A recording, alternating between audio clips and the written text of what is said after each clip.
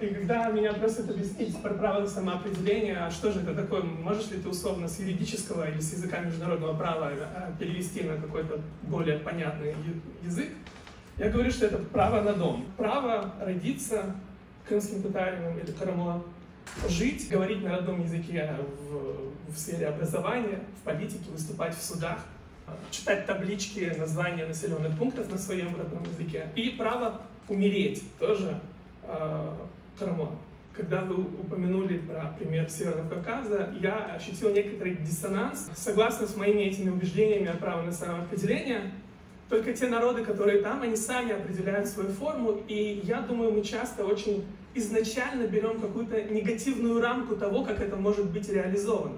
Почему мы вспоминаем Балканы, но не вспоминаем страны Балтийского региона?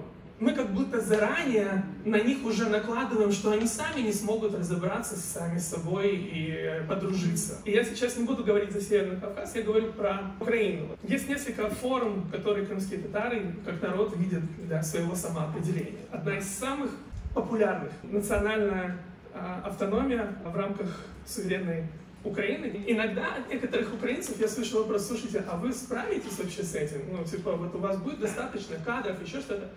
И я на это говорю, что право на самоопределение – это право, а не привилегия. Давайте не предопределять заранее, а что же произойдет, когда это право будет реализовано. Количество сценариев бесчисленно, и мы его не можем заранее предугадать.